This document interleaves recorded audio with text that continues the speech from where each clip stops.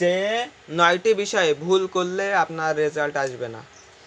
এই 9টি বিষয় না জানলে আপনার রেজাল্ট আসার সম্ভাবনাই নেই এবং আপনার অনেক বিপদের সম্মুখীন হতে হবে, হতাশা ভোগ করবেন তখনই এই 9টি বিষয় যদি না জানেন। তো এই 9টি বিষয় নিয়ে আলোচনা করব আজকের। এই 9টি বিষয় জানা খুবই গুরুত্বপূর্ণ এবং জেনে রাখা ভালো। যারা এসএসসি 2024 সালে পরীক্ষা দিবেন তাদের জন্য এটা জেনে রাখা খুবই ভালো। বা এসএসসি কেন, এসএসসি যদি 2025 হয়, 26 হয়, 27 হয়, বা এইচএসসিতে যদি 2024 সালে যারা পরীক্ষা দিচ্ছেন, 24, 25, 26, 27 যখনই যা দেন না কেন, এই নিয়মটাই জেনে রাখা খুবই গুরুত্বপূর্ণ। তো এই আমি এখানে লিখেছি, তো আউযুবিল্লাহি মিনাশ শাইতানির রাজিম, বিসমিল্লাহির রহমানির রহিম। 5 মিনিট ক্লাসের পক্ষ থেকে সবাইকে আন্তরিক শুভেচ্ছা এবং অভিনন্দন জানিয়ে আজকে ভিডিওটি শুরু করছি। তো আপনারা বুঝতেই পারছেন যে আমরা কোন বিষয়ে আজকে ভিডিওটি করছি, কোন বিষয়ে আপনাদের জানতে হবে, না জানলে অনেক সমস্যায় পড়তে হবে আপনাদের। তো কথা না বাড়িয়ে ভিডিও শুরু করছি। তো রিটেন সাইটে যে 9টি বিষয় না জানলে আপনার রেজাল্ট আসবে না এবং এই 9টি বিষয়ে ভুল করলে রেজাল্ট আসবে না। তো প্রথমত রোল নাম্বার। প্রথমত কি রোল নাম্বার, একবারে রোল আর রেজিস্ট্রেশনটা আমি বলে দিচ্ছি। রোল আর রেজিস্ট্রেশন নাম্বার, এই রোল আর রেজিস্ট্রেশন নাম্বার আপনারা যে অ্যাডমিট কার্ডটা নিয়ে যাবেন, অ্যাডমিট কার্ড বা রেজিস্ট্রেশন নাম্বার, এখানে রোল আর রেজিস্ট্রেশন নাম্বারটা লেখা থাকবে। ওই রোল আর রেজিস্ট্রেশন নাম্বার যেমনভাবে আসে তেমনভাবে লিখতে হবে। যদি 6, 7, 8 থাকে তা আপনার 6, 7, 8ই লিখতে হবে। রেজিস্ট্রেশন নাম্বারে যদি 1, 2, 3 থাকে আপনার 1, 2, 3ই লিখতে হবে। তো ওরমভাবে লিখবেন।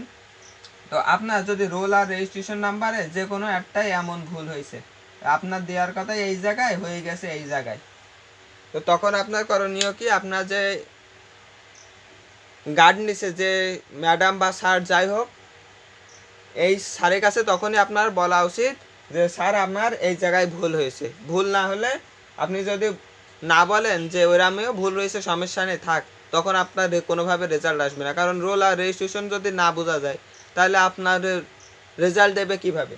তখনই যখন বলবেন তখন স্যারেরা নোট করে নেবে, স্যারেরা একটা খাতায় নোট করে নেবে, নেওয়ার পরে ও স্যারেদের কাজ, তারপরে আপনার কোনো কাজ নেই, সেটা হচ্ছে বোর্ডের কাজ, ঠিক করা, সংশোধন করা, সেটা বোর্ডের কাজ। এইটাই হচ্ছে মেন কথা। তো 3 number set number. Set number এটা হচ্ছে এইটার জন্য প্রয়োজন নেই, সেট নাম্বার এইটার কোনো প্রয়োজন নেই। আর উপস্থিতি শিক্ষকের স্বাক্ষর, আপনার রিটেন সাইডের খাতায় বা এমসিইউ খাতায় ওই শিক্ষকের আপনার স্বাক্ষর লাগবে, না হলে ওই খাতা বাতিল হয়ে যাবে। ওই শিক্ষক স্যারেরা স্বাক্ষর করবে। আপনার কোনো ক্রমে যদি আপনার স্বাক্ষরটি কোনোভাবে যদি বাদ হয়ে যায় বা দেয়া হয়নি, স্যারেরা দিতে মনে নেই, তখনই আপনি বলবেন যে স্যার আমার এই স্বাক্ষরটা দেওয়া হয়নি, দিয়ে দেন, তখন দিয়ে দেবে। যদি না দিয়ে থাকেন তাহলে আপনার খাতা বাতিল হয়ে যাবে। এবং এইটা রোল নাম্বার এবং রেজিস্ট্রেশন নাম্বার হাজিরা খাতায় নোট। রোল আর রেজিস্ট্রেশন নাম্বার হাজিরা খাতায় নোট। তাহলে রোল আর রেজিস্ট্রেশন নাম্বার আপনি যখন পরীক্ষা দেবেন সকল ছাত্রছাত্রীদের রোল আর রেজিস্ট্রেশন নাম্বার নোট করা হবে। একটা স্যারের যখন আসবে তারা একটা খাতা নিয়ে আসবে, সেই খাতায় রোল আর রেজিস্ট্রেশন নাম্বার নোট করবে। যদি কোনো কারণে যদি আপনার রোল নাম্বার আর রেজিস্ট্রেশন নাম্বার নোট না করে বা স্যারেদের ভুল ক্রমে বা আপনারটা করা হয়নি এমন যদি হয়, তাহলে কি করবেন, বলবেন যে স্যার আমার এটা আপনার এটা আমার নোট করেননি। এটা হয় না সচরাচর, কিন্তু কোনো ক্রমে যদি হয়ে যায় তো তখন বলবেন স্যার আমার এটা নোট করা হয়নি। আর নোট করা যখন হবে তখন হাজিরা খাতায় স্বাক্ষর, ওই যে আপনার যখন ওই রোল আর রেজিস্ট্রেশন নাম্বার হয়ে যাবে না, তখন একটা স্বাক্ষর করতে হবে।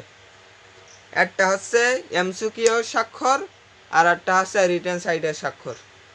দুটোই স্বাক্ষর করতে হবে, নাহলে যদি আপনি রিটেন সাইডে শুরু করলেন এমসিকিউতে করলেন না, তাহলে আপনার কী হবে, এমসিকিউ যে খাতা এমসিকিউ যে খাতা ওইটা বাদ হয়ে যাবে।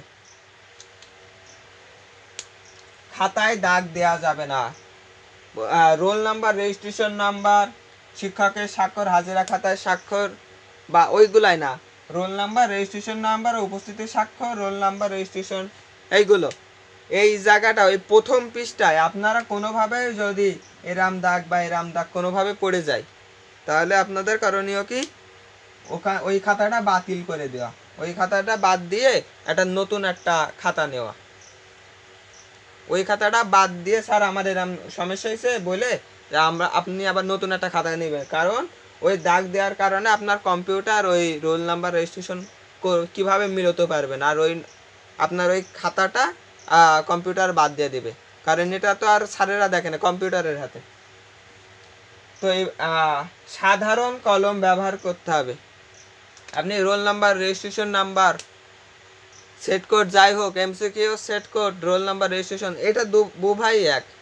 যদি কোনোভাবে জেল কলম ব্যবহার করে থাকেন তাহলে কোনোভাবে আপনার রেজাল্ট আসবে না, কারণ ওই জেল কলম দিয়ে যদি আপনারা করেন তাহলে কম্পিউটার কোনোভাবে নেবে না। ব্যবহার করতে হবে কোনটা, সাধারণ কলম। সাধারণ কলম ব্যবহার করতে হবে। 5 টাকার যে কলম আছে যেগুলো, ওইগুলো ব্যবহার করবেন। তো আর একটা হচ্ছে অতিরিক্ত লুজ নাম্বার। আপনার একটা পেজে ধরেন 8টা পেজ আছে, 8টা পেজ থাকার পরেও আপনার ওইটা পূরণ হয়ে গেছে, এবার একটা অতিরিক্ত একটা পেজ নিছেন বা অতিরিক্ত একটা লুজ নিছেন।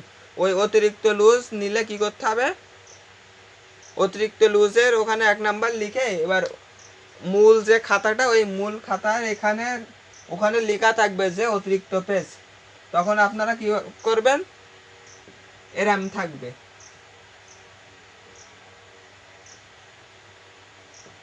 010 01 02। তো আপনার অতিরিক্ত পেজ নিছেন হয়তো 2টা, এবারে কি করবেন, এই 0-এর এখানে ঘুরলো মারবেন আর 2-এর এখানে ঘুরলো মারবেন, তাহলে 02 বুঝতে পারছেন। এই অতিরিক্ত লুজ নাম্বার যদি নিয়ে থাকেন আর এরমভাবে যদি গোলমার্ক না করেন, বৃত্ত ভরাট না করেন, তাহলে ওই লুজ নাম্বারে অনেক স্যার দেয় আবার দেয় না, কিন্তু ওইটা দেয়া ভালো। অনেক স্যার ওই অতিরিক্ত পেজের লুজ নাম্বার দেয় আবার দেয় না, কারণ সবার মন মানসিকতা এক না।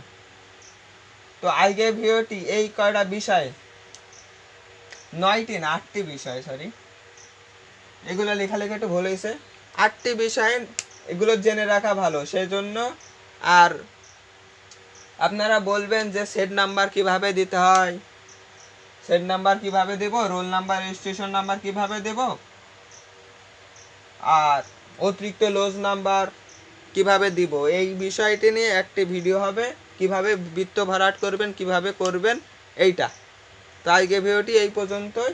তো চ্যানেলটি সাবস্ক্রাইব করে রাখুন, লাইক, শেয়ার, কমেন্ট, এবং ফেসবুকে যদি দেখে থাকেন, ফেসবুক থেকে যদি দেখে থাকেন তাহলে ফলো দিয়ে রাখবেন এবং বন্ধুবান্ধবদের কাছে শেয়ার করে দিবেন, না হলে তারাও যদি এই বিপদে পড়ে তাহলে তাদেরও জীবনে একটা ধাপ পিছিয়ে যাবে।